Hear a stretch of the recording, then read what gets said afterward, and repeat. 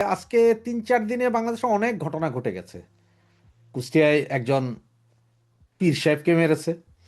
আজকে মিরপুরে প্রকাশ্য দীপালোকে কুপিয়ে মেরেছে এক ব্যক্তিকে। এর আগে গত ২ দিন ছাত্রলীগের একজন ছেলে জেল থেকে বেরিয়ে ২৪ ঘন্টার ভেতরেই মৃত্যু কোলে ঢলে পড়েছেন।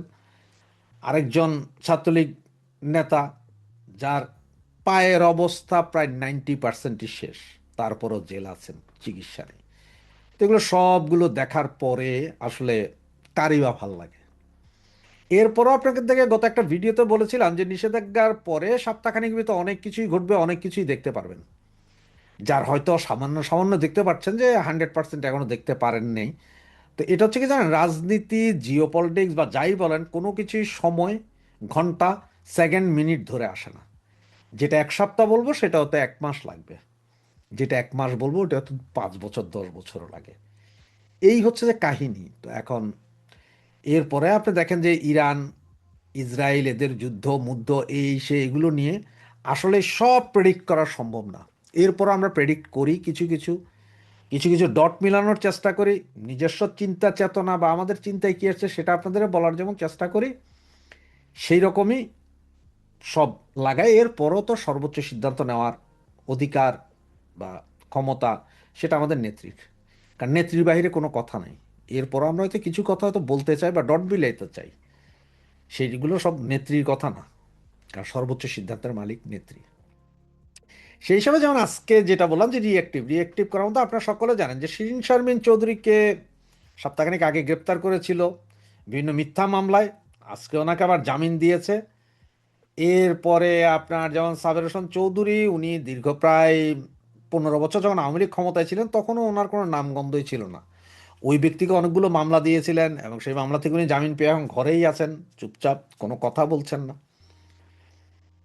এই যখন অবস্থা, তখন আবার বিএনপি থেকে দাবি করা হচ্ছে যে না, আওয়ামী লীগ ফিরে আসতে পারবে, আইনে যাইতে হবে, ওই করতে হবে, সেই করতে হবে, শেখ হাসিনা বিহীন আসতে হবে, অমুক তমুক। মনে হয় যেন আওয়ামী লীগটা কে চালাবে আর চালাবে না সেইটার দায় দায়িত্ব বিএনপি নিছে। এটা আওয়ামী লীগ দল, আওয়ামী লীগ কিন্তু আওয়ামী লীগ না, এটা বিএনপি করে। আওয়ামী লীগ আমলে কখনো বলে নাই কিন্তু খালেদা জিয়া বা তারেক জিয়া থাকতে পারবে না, বিএনপি অন্য কাউরে দিয়া চালাইতে হবে, এরকম ছিল না, বা বলছে বলে আমার মনে পড়ে না। তো যে কারণে বললাম যে রিয়েক্টিভ রিয়েক্টিভ, কারণটা এই জন্যই যে দেখেন, শিলি, এই যে আমাদের সাবেক স্পিকার শিরিন শারমিনকে যখন অ্যারেস্ট করে, তখন শুধু বাংলাদেশের মানুষ না, সারা পৃথিবীর অনেক, ইউরোপিয়ান ইউনিয়ন থেকে শুরু করে অনেক জায়গা থেকে এটা প্রতিবাদ জানিয়েছে। কারণ উনি শুধু আমাদের দেশের স্পিকার ছিলেন না, উনি ইউরোপিয়ান ইউনিয়নের একটা মহিলা শাখা আছে ওইটারও স্পিকার ছিলেন, শিরিন শারমিন চৌধুরী, যার কারণে প্রতিবাদ প্রচুর হয়েছে। এই কারণে ওনাকে হয়তো শুভবুদ্ধির উদয় হয়েছে, ছেড়ে দিতে পারে। আর আমার যেটা মনে হচ্ছে, এটা আমার ব্যক্তিগত মতামত, এটা আপনাদের কাছে এমনও হতে পারে যে যেমন আপনার 75-এ 15ই আগস্টের পরে যেমন আপনার জোহরা তাজউদ্দিনকে দিয়ে আওয়ামী লীগকে রিয়েক্টিভ করিয়ে সচল করা হয়েছিল। এরপরে 1/11-এর সময় আমাদের জিল্লুর রহমান সাহেবকে দিয়ে করা হয়েছে। তেমনি কি শিরিন শারমিন চৌধুরী এবং সাবের হোসেন চৌধুরী সহ অন্যান্য পরিচ্ছন্ন অনেক নেতা আছেন বাংলাদেশ আওয়ামী লীগে, যারা আছেন তাদেরকে দিয়ে করানোর কোনো চিন্তা ভাবনা করছেন কিনা, বা আপনার আওয়ামী লীগের থার্ড ফোর্থ ফিফথ গ্রেডের নেতা, গ্রেড বলতে আবার আপনার এটা বুঝেন না যে, বললেন না যে একদম গ্রেড মানে ফেল গ্রেড, ওইটা না। থার্ড মানে যেমন ধরেন প্রথম লাইন আছে হাইকোর, সেকেন্ড লাইন আছে একটু কম হাইকোর, থার্ড লাইন আরেকটু কম, ফোর্থ লাইন ওর একটু কম, ফিফথ লাইন আরেকটু কম। মানে ওরা সকলেরই যোগ্যতা আছে, কিন্তু ওনারা এখনো জায়গা সুযোগের অভাবে হয়তো উপরে আসতে পারেনি। সেই ধরনের লোকজনগুলোকে নিয়ে মাঠের কর্মী, তৃণমূল জনপ্রিয়তা আছে প্রচণ্ড, এই ধরনের নেতাদের, কর্মী নেতা কর্মীদেরকে নিয়ে কি আওয়ামী লীগ রিয়াক্টিভ হচ্ছে কিনা সেটা একটু চিন্তা করে দেখতে পারেন। কারণ আওয়ামী লীগ তো অ্যাক্টিভ আছেই, তবে এটাকে সম্পূর্ণ সচল করার জন্য বা মাঠে ফিরিয়ে আনার জন্য একটা টেকনিক হতে পারে কিনা, এই বিষয়গুলো আসলে চিন্তা করে আমি চিন্তা করলাম যে শিরিন শারমিন চৌধুরী জামিন পেয়ে গেলেন আজকে, ওনার প্রচণ্ড একটা সম্মান আছে ওয়ার্ল্ড ওয়াইড। এটা কোনো গ্রুপিং নাই, কোনো বিশাল রাজনৈতিক নেত্রীও না, কিন্তু ওনাকে কি সামনের সারিতে নিয়ে আসা হচ্ছে কি না, সাবের হোসেন চৌধুরীদের মতন এই ধরনের কিছু নেতাকে কি সামনের সারিতে আনা হচ্ছে কি না, আবার আওয়ামী লীগের যেসব হার্ডকোর নেতা আছেন, সদস্য, টোটাল সদস্যই তো দেশের বাইরে আছেন, বাকি সবাই আছেন, ওনাদেরকে যাতে নিরাপদে এই মুহূর্তে রাখা যায়। কারণ হচ্ছে যে যার নামই প্রকাশ করা হবে, যারই দায়িত্ব দেবে, সেই আবার জেলে যাবে। তো ওনাদেরকে আপাতত নিরাপদে রেখে, যাদের বিরুদ্ধে কোনো এলিগেশন এই মুহূর্তে নাই বা ভদ্র হিসেবে পরিচিত, ওনাদেরকে সামনে এনে দলকে এগিয়ে নিয়ে যাওয়ার চেষ্টা করা হচ্ছে কি না, এগুলো একটু ভেবে দেখতে পারেন। এবং এইভাবে করলে আমার মনে হয় যেন অনেকটুকু ভালো হবে এবং অনেক সুবিধা পেতে পারে আওয়ামী লীগ। তো এরপরও আওয়ামী লীগ কী করবে, আসলে আওয়ামী লীগ কীভাবে চলবে, দল কীভাবে চলবে, এইটার সিদ্ধান্ত নেওয়া দায়িত্ব একমাত্র জননেত্রী শেখ হাসিনার। উনি যদি মনে করেন যে হ্যাঁ, এদেরকে দিয়ে আমরা দল সামনে নিয়ে যাব, সেটা ওয়েল অ্যান্ড গুড, আমরা সবসময় ওনার পক্ষেই আছি। এখন অনেকে বলতে পারেন যে শেখ হাসিনা জীবিত থাকতে উনি দেশে এসে দলের হাল, উনি দেশে এসে আসলে দলের হাল ধরার মতন যে পরিস্থিতি, দেশের নিরাপত্তাই নেই। তার মানে কি জানেন, উনি যদি আজকে দেশে আসে, হয়তো কালকে ওনার মেরে ফেলবে। কারণ সেনাবাহিনী যে বিট্রে করছে এটা আপনারা জানেন, পাবলিক মারবে না, ওনাকে সেনাবাহিনী মেরে ফেলবে। আইএসের জঙ্গি গোষ্ঠী যারা আছে তারাই মেরে ফেলবে। এটা আপনার 21শে আগস্টের গ্রেনেড হামলা থেকে শুরু করে বাকি 20-22 বারের মতো ওনাকে যে হত্যা চেষ্টা করা হয়েছে, সেই 88 সালে চট্টগ্রামও চেষ্টা করা হয়েছিল দুইবার, একবার 88-তে, একবার 89-তে, দুইবার, একবার 24শে জানুয়ারি, আর একবার সম্ভবত 89 সালে কত, এটা আমার মনে নেই। দুইবার ওখানেও করা ছিল প্রথম থেকে। তো এইসব কাণ্ড দেখার পরে এখন সকলেই চিন্তা করেন যে নেত্রী যদি দেশে ফিরে আসে এই মুহূর্তে, ওনাকে হত্যা করা একদম নর্মাল কাজ হয়ে দাঁড়াবে এই জঙ্গি গোষ্ঠীর। সুতরাং সেই জায়গায় উনি নিরাপদে থেকে যদি দলকে সব কিছু মিলে যদি রিয়েক্টিভ করে এনাদেরকে দিয়ে, তাতে কোনো সমস্যা দেখি না। অনেকে হয়তো মনে করতেন যে না, এরা কেন, আরও অমুক নাই তমুক নাই, অমুক নেতা আছে তমুক ভাই আছে, তাদের চেয়ে এরকম নিরীহ গোবেচারা টাইপের কিছু দিয়ে যদি দল অ্যাক্টিভ করাইতে পারে, সেটাই ভালো হবে। তো চলুন আমরা সামনে দেখি কি কি হয়, একটু দেখার বিষয় আছে। তবে এটা আমার মনের কথা, এটা আমি কোনো রাজনীতিবিদও না যে রাজনীতির কথা বলি নাই, আমার মনের কথা জাস্ট আপনাদের সাথে শেয়ার করলাম। অনেক ঢাক ঢোল পিটিয়ে মিডিয়ায় নিউজ করে মরিশাস যাবার পথে ট্রানজিটে দুদিন কাটালেন বাংলাদেশের পররাষ্ট্রমন্ত্রী ডক্টর খলিলুর রহমান এবং তার সাথে ছিলেন পররাষ্ট্র উপদেষ্টা মিস্টার হুমায়ুন কবির। অনেকের সাথেই এই দুদিনে তারা মিটিং করেছেন, বিজেপি নেতৃত্বের সাথে, পররাষ্ট্রমন্ত্রীর সাথে, জাতীয় নিরাপত্তা উপদেষ্টার সাথে, এবং এই নিয়ে বাংলাদেশের মিডিয়ায় প্রচুর খবর প্রকাশিত হয়েছে এবং সবখানেই খুব পজিটিভ নিউজ ছিল। আসলে কি হয়েছিল আজকে সেই বিষয় নিয়েই আপনাদের সাথে আলোচনা করব। শেষ পর্যন্ত সাথে থাকবেন আশা করি। গত 6ই এপ্রিল আমি একটা এপিসোড করেছিলাম। 7ই এপ্রিল ডক্টর খলিল এবং মিস্টার হুমায়ুন কবির দিল্লিতে গিয়েছিলেন এবং সেখান থেকে 9ই এপ্রিল তারা মরিশাসে গিয়েছেন ইন্ডিয়ান ফাউন্ডেশন আয়োজিত ইন্ডিয়ান ওশান সম্মেলনে। তো ভারতে তাদের কি আলাপ হতে পারে, ভারতে তাদের কি বার্তা দিতে পারে, এই সম্পর্কে আমি কিছু কথা আগাম বলেছিলাম। আমার মনে হয় যে আপনারা সেটা দেখতে পারেন। 8 তারিখে আমি দেখলাম যে একজন কমেন্টস করেছেন, আমার একজন দর্শক, যে মিল্টন ভাই একদিন হয়ে গেল, কি আলোচনা হয়েছে আপনি আমাদের জানান।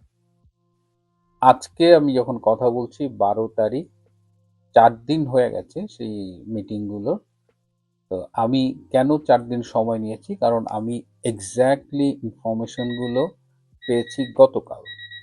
আমি মনে করেছি যে একদম ভেরিফাইড ইনফরমেশন না হলে আমি আপনাদের কাছে দেব না, এবং আমি চেষ্টা করি সব সময় যেন যখন আমি কোনো ইনফরমেশন দেই তখন সেটা যেন ভ্যালিড হয়, সত্যি হয়। যখন আমি অ্যানালিসিস করি, আমার কোনো মতামত দিই, তখন সেটা আমার একটা অ্যানালিসিস বিশ্লেষণ হতে পারে। সেটা অনেক সময় আপনাদের পছন্দ হয়, অনেক সময় ভবিষ্যতের সাথে মেলে মেলে না, দ্যাটস এ ডিফারেন্ট ইস্যু। কিন্তু এই গত ৩-৪ দিন ধরে আমি বাংলাদেশের মিডিয়ায় এবং আমাদের সামাজিক যোগাযোগ মাধ্যমে অনেকের কাছে যেভাবে শুনলাম, এবং গতকাল মধ্যরাতে আমার অস্ট্রেলিয়ান সময় প্রায় রাত ১:৩০, তখন আমি যখন একদম ফার্স্ট হ্যান্ড ইনফরমেশন গুলো পেলাম, তখন দেখলাম যে এ যাবৎ প্রচারিত তথ্যের অধিকাংশই সত্য না। বাংলাদেশ গিয়েছিল বেসিক্যালি ১৮টা পয়েন্টস নিয়ে, ১৮টা দাবি নিয়ে আলোচনা করতে। ভারতের কাছে তারা ১৮টা বিষয়ে ফেভার চেয়েছে। আর ইন রিটার্ন আপনারা জানেন যে ভারতের সাথে ১০টি পয়েন্টে মুচলেখা দিয়ে তারেক রহমান বাংলাদেশে এসেছে এবং নির্বাচনে জয়লাভ করে প্রধানমন্ত্রী হয়েছে। সুতরাং এখানে দুই পক্ষেরই কিছু গিভ অ্যান্ড টেকের বিষয় ছিল। আসুন আমরা একটু দেখে নিই যে বাংলাদেশের পক্ষ থেকে কি কি চাওয়া হয়েছিল। যে ১৮টি পয়েন্ট বললাম, আমি প্রায় ১০টা থেকে ১১টা পয়েন্ট পেয়েছি। প্রথমেই বাংলাদেশ জ্বালানি নিরাপত্তা চেয়েছে, তেল চেয়েছে। বিশ্বের বর্তমান সংকটে মন্ত্রীরা যতই বলুক বাংলাদেশে তেলের সংকট নেই, আপনারা দেখতে পাচ্ছেন যে একটা তেলের পাম্পে কি পরিমাণ লাইন পড়েছে। তো সেই জায়গাতে বাংলাদেশ তেল চায় এবং পাইপলাইন দিয়ে শেখ হাসিনার আমলে নির্মিত বাংলাদেশ ভারতের ভেতরে যে পাইপলাইন, সেই পাইপলাইন দিয়ে ইতিমধ্যেই বাংলাদেশ বেশ কিছু ডিজেল পেয়েছে। বাংলাদেশ চায় যে ভারত রাশিয়ার থেকে তেল কিনে আহ, শোধন করে বাংলাদেশের কাছে বিক্রি করবে। বাংলাদেশ বিদ্যুৎ চেয়েছে, বিশেষ করে আদানির যে বিদ্যুৎ কেন্দ্র রয়েছে, এবং সেক্ষেত্রে বিদ্যুতের যে বিল, সেই বিলটা দেওয়ার ব্যাপারে বাংলাদেশ একটু ফেভার চেয়েছে, যে মানে আস্তে আস্তে বাংলাদেশ বিলটা দেবে। ১২টা নিত্য প্রয়োজনীয় পণ্যের অব্যাহত সরবরাহ, আনইন্টারাপ্টেড সাপ্লাই চেয়েছে বাংলাদেশ। ৩০শে জুন পর্যন্ত তারা এই নিত্য প্রয়োজনীয় ১২টি প্রোডাক্ট যেন ভারত থেকে বাংলাদেশে যায়, সেটা নিশ্চয়তা চেয়েছে। এক্ষেত্রে ভারতের পক্ষ থেকে বলা হয়েছে যে যেহেতু এটা ফলনের উপর নির্ভরশীল, যদি সাফিসিয়েন্ট ফলন হয়, যদি তাদের ইন্টারনাল রিকোয়ারমেন্ট ফুলফিল হয়, তারপরে যদি নর্মালি যেভাবে তারা পাঠায় সেই পরিস্থিতি বিরাজ করলে তারা বাংলাদেশে এই নিত্য প্রয়োজনীয় বিষয়গুলো রপ্তানি করবে। সীমান্তের হাট, দুই দেশের সীমান্তে সাপ্তাহিক হাট বসত এবং ইউনূসের আমলে এই হাটগুলো বন্ধ হয়ে গেছে। তো বাংলাদেশের পক্ষ থেকে এই সীমান্তের হাট চালু করার জন্য ভারতকে অনুরোধ করা হয়েছে। ভারত বলেছে এটি বিবেচনা করে দেখবে এবং এর সাথে কোনো সিকিউরিটি ইস্যু আছে কিনা এটা ভারতের জন্য বড় কনসার্ন। এই যে পুরো আলোচনা হচ্ছে বা ভারতের কথাবার্তায় আমরা কিন্তু একটা জিনিস বুঝি যে বাংলাদেশে তারা সিকিউরিটি কনসার্ন নিয়ে এ কারণেই উদ্বিগ্ন যে বাংলাদেশের থেকে যেন ভারত বিরোধী জঙ্গি তৎপরতা বা বিধ্বংসী কোনো তৎপরতা না চলে, এইটা ভারত ইনশিওর করতে চায়। ভারতের নিজস্ব নিরাপত্তাটা খুব জরুরি এবং তার জন্য বাংলাদেশের ইন্টারনাল সিকিউরিটি পরিস্থিতিটা ঠিক রাখতে হবে। গঙ্গার পানি চুক্তি নিয়ে বাংলাদেশের পক্ষ থেকে বলা হয়েছে এবছরই ৩০ বছর যে চুক্তিটি করেছিল শেখ হাসিনা সরকার ভারতের সাথে, সেই ৩০ বছর মেয়াদী গঙ্গার জলের চুক্তিটি শেষ হয়ে যাবে এবছর। সুতরাং সেটি রিনিউ করার ব্যাপারে এর আগে ইউনূসের আমলে কিছু মিটিং হয়েছে, সেই মিটিংগুলো খুব একটা ফলপ্রসূ হয়নি। তো ভারতের পক্ষ থেকে এই গঙ্গার পানি চুক্তি রিনিউ করার ব্যাপারে অনুরোধ করা হয়েছে। ভারত বলেছে যে বর্তমানে যেভাবে ক্লাইমেট চেঞ্জ হচ্ছে, যেভাবে জলের প্রবাহ বিভিন্নভাবে প্রভাবিত হচ্ছে, কখনো কমছে বাড়ছে, ভেরি আনপ্রেডিক্টেড কিছু বিষয় ঘটছে। তো সেই বিষয়গুলো বিবেচনা নিয়ে ভারত সম্ভবত বাংলাদেশের সাথে একটি গঙ্গা পানি চুক্তি করবে, তবে সেটি আগের মতো ৩০ বছর মেয়াদি হবে না। সর্বোচ্চ যদি চুক্তিটি হয় সেটি ১৫ বছর মেয়াদি একটি চুক্তি হতে পারে। তিস্তা নদীতে বাঁধ, এটি নিয়েও ভারতের কাছে বাংলাদেশের পক্ষ থেকে অনুরোধ করা হয়েছিল এবং এটি ভারত বলেছে যে এই যৌথ নদী কমিশন আছে এবং যেসব কমিটি আছে তারা আলোচনা করে এই ব্যাপারে একটা সিদ্ধান্তে পৌঁছবে এবং তখন ভারত সরকার এটি দেখবে। ভিসা নিয়ে বাংলাদেশের পক্ষ থেকে একটি কথা বলা হয়েছে, যেমন আপনারা জানেন যে দীর্ঘদিন ধরে বাংলাদেশিদের জন্য ভারত ট্যুরিস্ট ভিসা দিচ্ছে না, মেডিকেল ভিসাটাও খুব কঠিন করে ফেলেছে। শিক্ষার্থীদের জন্য যে লেখাপড়ার জন্য যে এডুকেশন ভিসা, সেটিও অনেকটা অনিশ্চিত হয়ে গেছে।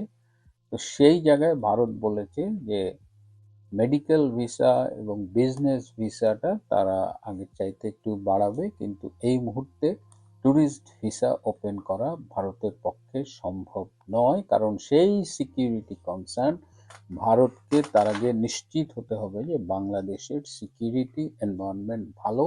এবং বাংলাদেশে আপনারা জানেন যে এই ইউনূসের আমলে বা জুলাই আগস্টে সেই জঙ্গি অভ্যুত্থানের সময় ভারতীয় দূতাবাসের অফিসগুলো বিভিন্ন জায়গায় বিভিন্ন শহরে আক্রান্ত হয়েছিল। সুতরাং ভারত এখনো মনে করছে যে তাদের যে অফিসের নিরাপত্তা সেটা এখনো তারা সিকিউর ফিল করছে না। সো এই অবস্থায় ট্যুরিস্ট ভিসা পেতে বাংলাদেশিদের আরো একটু অপেক্ষা করতে হবে। শিক্ষার্থীদের জন্য ভিসারও সেই একই কাহিনী, সেখানেও এই সিকিউরিটি কনসার্ন এবং সেখানেও যে আগের মতো যে একটু মানে শিক্ষার্থীদের যে এডুকেশন ভিসা দেওয়া হতো সেটি এই মুহূর্তে একদম ওপেন করে দেওয়া হবে না। তার মানে ভিসার যে সমস্যা সেটা একরকম থেকেই গেল। বাংলাদেশ থেকে যে 10 দফা চুক্তিতে মুচলেকা দিয়ে তারেক রহমান ভারতের সাথে একটা আন্ডারস্ট্যান্ডিং করে বাংলাদেশে ফিরেছিলেন এবং প্রধানমন্ত্রী হয়েছেন নির্বাচনের মধ্য দিয়ে, সেইখানে সেই 10 দফার আপডেট জিজ্ঞেস করা হয়েছিল ভারতের পক্ষ থেকে এবং দেখা গেছে যে 1.5 দফা মেনেছে। কথা ছিল যে 3 মাসের মধ্যে এই 10 দফা তারা মেনে নেবে কিংবা 10 দফায় পর্যাপ্ত অগ্রগতি থাকবে, কিন্তু সেখানে দেখা গেছে যে সেনাবাহিনীর উচ্চ পদে কতিপয় পদে রদবদল এবং তুরস্কের একটি দলকে বাংলাদেশ থেকে ফিরিয়ে দেওয়া, এরকম ছোটখাটো কিছু দাবি মেনে নেওয়া হয়েছে, কিন্তু অধিকাংশ দাবি কিন্তু এখন পর্যন্ত মেনে নেওয়া হয়নি। সীমান্তে জঙ্গিদের তৎপরতা, আস্তানা, আপনাদের মনে আছে আমি অনেক আগে বলেছিলাম ভারতের পক্ষ থেকে একদম স্যাটেলাইট পিকচার দিয়ে বলা হয়েছিল কোথায় জঙ্গিরা আস্তানা গেড়েছে। তো সেই ব্যাপারে আপডেট জানতে চাওয়া হচ্ছে। জেল পলাতক জঙ্গিরা যারা 24 সালে জুলাই আগস্টে জেল ভেঙে পালিয়ে গিয়েছিল, জেল থেকে মুক্তি পেয়েছিল, নানান কাজে তারা এখন মিশে গেছে এবং তারা বাংলাদেশে থেকে তাদের জঙ্গি তৎপরতা আবার শুরু করেছে। তাদের গ্রেপ্তার করার ব্যাপারে ভারতের পক্ষ থেকে জানতে চাওয়া হয়েছে এবং বাংলাদেশের কাছে ডক্টর খলিলের কাছে তেমন কোনো ইনফরমেশন ছিল না। একটা ইন্টারেস্টিং বিষয় ফাঁকে একটু বলে নিই যে ডক্টর খলিলের সাথে অজিত দোভাল নিরাপত্তা উপদেষ্টা এবং পররাষ্ট্রমন্ত্রী ডক্টর জয়শঙ্কর দুজনের মিটিং হয়েছে, কিন্তু দুজনের মিটিংয়েই কিছুটা সময় হুমায়ুন কবির সাহেব ছিলেন, কিন্তু পরবর্তীতে হুমায়ুন কবির সাহেবকে বের করে দিয়ে খলিলের সাথে একান্ত বৈঠক করেন অজিত দোভাল এবং জয়শঙ্কর। অর্থাৎ হুমায়ুন কবিরকে আসলে মূল আলোচনার সময়গুলোতে রাখা হয়নি। আরো ইন্টারেস্টিং বিষয় হলো সমুদ্র নিরাপত্তা নিয়ে আলোচনা হয়েছে।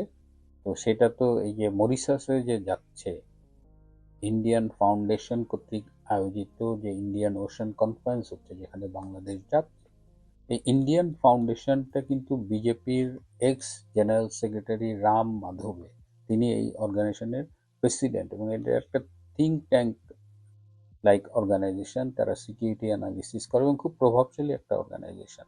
তো এই সমুদ্রজনিত নিরাপত্তা, মেরিটাইম সিকিউরিটি, গভর্নেন্স, এগুলো আসলে এই মরিশাসেই আলোচনা হবে এবং এই যে কনফারেন্সটা হবে এর ফাঁকে ফাঁকে ডক্টর খলিল এবং ডক্টর জয়শঙ্করের মাঝে মধ্যে কথা হবে বলে ধারণা করা হচ্ছে। সবচেয়ে ইন্টারেস্টিং বিষয় হলো যেটি আমাদের মিডিয়ায়, আমাদের সামাজিক যোগাযোগ মাধ্যমে বলেছে যে বাংলাদেশের পক্ষ থেকে শেখ হাসিনাকে এবং সাবেক স্বরাষ্ট্রমন্ত্রী মিস্টার কামালকে ফেরত চাওয়া হয়েছে। সম্পূর্ণ ভুয়া তথ্য। পুরো এই যে 2-3 দিন ছিলেন ডক্টর খলিল, একবারের জন্য শেখ হাসিনাকে বাংলাদেশ ফেরত চায়নি বা এই প্রসঙ্গটি আলোচিত হয়নি। আরো ইন্টারেস্টিং হলো যে হাদির সম্ভাব্য খুনি বলে যে দুজন ভারতে গ্রেপ্তার হয়েছেন, তাদের ফিরিয়ে দেওয়ার ব্যাপারেও বাংলাদেশের পক্ষ থেকে কোনো আলোচনা করা হয়নি, কোনো দাবি জানানো হয়নি। অথচ আমাদের মিডিয়া এটা নিয়ে একদম ফাটায় ফেলছে যে শেখ হাসিনাকে চাইলেন। কেউ কেউ বলছেন যে শেখ হাসিনাকে ফেরত চাওয়ার প্রসঙ্গ উঠতেই আলোচনা বন্ধ হয়ে গেল। কেউ কেউ বলছেন যে হাদির সম্ভাব্য খুনিদের ফেরত দেওয়ার ব্যাপারে ভারত ঐকমত্যে পৌঁছেছে, উইচ আর বেসলেস, এগুলো সত্যি না। আমাদের মিডিয়া আরো দেখলাম যে বাংলাদেশের প্রধানমন্ত্রী জনাব তারেক রহমান 10ই মে 3 দিনের জন্য ভারত সফরে যাবেন, এরকম একটা তারিখ কিন্তু ঘুরে বেড়াচ্ছে। বাংলাদেশের পক্ষ থেকে এরকম একটা প্রস্তাব দেওয়া হয়েছে, কিন্তু ভারত সেই প্রস্তাবে সম্মতি জানায়নি। ভারতের পক্ষ থেকে খুব ক্লিয়ার বার্তা দেওয়া হয়েছে যে বাংলাদেশের ইন্টারনাল সিচুয়েশনটা ইমপ্রুভ করতে হবে। 10 দফায় মুচলেখা দিয়ে তারেক রহমান কথা দিয়েছিল বাংলাদেশে একটা ইনক্লুসিভ পলিটিক্যাল এনভায়রনমেন্ট ফিরিয়ে আনা হবে, অর্থাৎ আওয়ামী লীগ সহ সকল রাজনৈতিক দল সেখানে রাজনীতি করবে। সেই কথাটি তারেক রহমান এখনো রাখেননি। কথা ছিল আইসিটির যে বিতর্কিত বিচার ব্যবস্থা সেটি বন্ধ করা হবে। কথা ছিল এই আইসিটিতে বিচারের নামে যে প্রহসন সেটি বন্ধ করা হবে। কথা ছিল আইসিটিতে যে প্রহসনমূলক বিচারের মাধ্যমে শেখ হাসিনাকে মৃত্যুদণ্ডের রায় দেওয়া হয়েছে সেটিও বাতিল করা হবে, এবং আইসিটির এই অংশটিই বেসিক্যালি বাতিল করা হবে। এই মুচলেখা দিয়ে কিন্তু তারেক রহমান ক্ষমতা নিয়েছেন, দেশে ফিরেছেন, কিন্তু এখন পর্যন্ত তিনি এই কথা রাখেননি। যদিও বাংলাদেশের পক্ষ থেকে বলা হয়েছে যে তারেক রহমানের আরো কিছুদিন সময় দরকার, এই মুহূর্তে তারেক রহমান যদি এই কাজগুলো করেন তাহলে হয়তো বিরোধী দল বর্তমানে যারা আছে বাংলাদেশে তারা হয়তো পরিস্থিতি ঘোলা করার একটা চেষ্টা করবে। যাই হোক, ওভারঅল যেটা বলতে চাই যে এই যে একটা সফর হলো, যেটা বাংলাদেশের পররাষ্ট্র মন্ত্রণালয় থেকে বিশাল বিবৃতি দিয়ে এই সফরের নানান প্রাপ্তির কথা বলা হচ্ছে, অথচ ভারতের পক্ষ থেকে দেখেন 4-5 লাইনের একটা বিবৃতি, এবং সেখানে কোনো কিছু, কোনো নিশ্চয়তা নাই, কোনো সিদ্ধান্ত হয়নি। আমি একদম দায়িত্ব নিয়ে বলছি, এবং আমি বলছি যে আমার ইনফরমেশন সোর্স কিন্তু ফার্স্ট হ্যান্ড। আমি দ্বিতীয় তৃতীয় কারো কাছ থেকে শুনিনি, কারো কাছ থেকে অনুমান নির্ভর কোনো তথ্য নেইনি। আমি একদম ওই মিটিংগুলোতে পার্টিসিপেট করেছে তাদের একজনের কাছ থেকেই এই তথ্যগুলো পেয়েছি। বাংলাদেশ মূলত বলা যায় যে শূন্য হাতে এই সফর থেকে ফিরল।